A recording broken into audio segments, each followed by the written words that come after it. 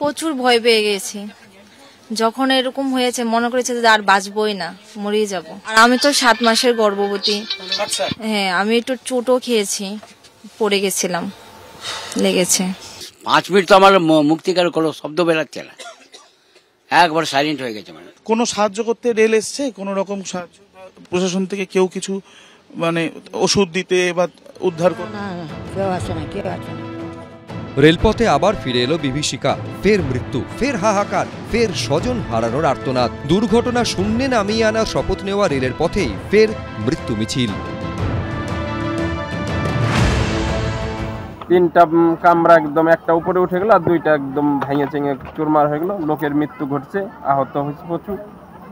আর আমাদের অবস্থা তো এখন কোথায় যাব, কি করব? কোথায় যাচ্ছিলেন? কোথা থেকে আসছেন? আর যারা কপাল জোরে বেঁচে গেলেন তাদের পরিস্থিতিও কোনো অংশে কম ভয়াবহ ছিল না। শরীরে আঘাত, প্রবল আতঙ্ক, জল খাবার কিচ্ছু নেই। এভাবেই কাটাতে হয়েছে ঘন্টার পর ঘন্টা। কাঞ্চনজঙ্ঘা এক্সপ্রেসের ভয়াবহ দুর্ঘটনা, পিছন থেকে মালগাড়ির ধাক্কায় তারপর যারা যাত্রীরা ছিলেন তারা কিন্তু ব্যাপক আতঙ্কে রয়েছেন। যারা এখানে রয়েছেন তাদের বেশ কিছু যাত্রী এখনো এই কাঞ্চনজঙ্ঘা এক্সপ্রেসের অন্যান্য বগিতে রয়েছেন। কি অভিজ্ঞতা তাদের কাছ থেকে জানবো। সিট থেকে পড়ে গেছিলাম? হ্যাঁ, পড়ে গেছিলাম। সিট থেকে পড়ে গেছিলাম, ও ছিল পড়ে গেছিল। আমরা সবাই যার উপরে পড়ে গেছি।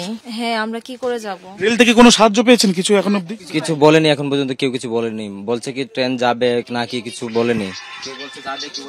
হ্যাঁ, সেটা বলছে না, কিছুই দেয়নি আমাদের প্রশাসন থেকে কাছ থেকে কোনো রকম সাহায্য। আর আমি তো 7 মাসের গর্ভবতী।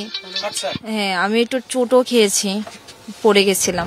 প্রাণে বেঁচে গেছেন, তবে পরিস্থিতি বর্ণনা করতে গিয়ে গলা বুঝে এসেছে অনেকেরই। আমি ঘুমাচ্ছিলাম, হঠাৎ দেখছি ট্রেনটা আমার মেসেজ পড়ে গেছে, পড়বার জার্কিং হচ্ছে একবারে। আমরা কি হয়েছে হচ্ছে ঘাবড়ে গেছি, একবার পড়ে গেছি। আর ট্রেনটা হিলছে, এখন হেলাডালা করছে, একবারে পড়ে গেছি। সবাই বলছে অ্যাক্সিডেন্ট হলো, ডেয়ারমেন্ট হলো বলে। তারপর আমরা নামলাম, দেখলাম যে ওই পয়সাটা দেখলাম পুরো গাড়ি বলে কলাপস হয়ে গেছে, ট্রেনের উপরে ট্রেন চলে গেছে, কোচে পড়ে। বারবার দুর্ঘটনা, বারবার মৃত্যু, বারবার মানুষের হয়রানি। প্রবল ঝাঁকুনির সময় সিট থেকে পড়ে গিয়েছিলেন, আঙুলে চোট পেয়েছেন। রক্তাক্ত অবস্থায় কাঞ্চনজঙ্ঘা এক্সপ্রেসে বসে থাকা এই বৃদ্ধা যাত্রীর দাবি কেউ সাহায্য করতে আসেনি। দেখা যাচ্ছে একজন বয়স্ক মহিলা বৃদ্ধা, তার কিন্তু আঙুলে কিভাবে চোট লেগেছে। কোনো সাহায্য করতে রেল এসছে, কোনো রকম সাহায্য প্রশাসন থেকে কেউ কিছু মানে ওষুধ দিতে বা উদ্ধার করতে? না, কেউ আসে না, কেউ আসে না। আপনি কোথা থেকে কোথায় যাচ্ছিলেন? কলকাতা? না, আমি শিয়ালদহ যাব। এখনো মনে হচ্ছে যে বেঁচে গেছি ভগবান সহায়তায়। কি থেকে বেঁচে এসেছি মানে ঠাকুর জানেন।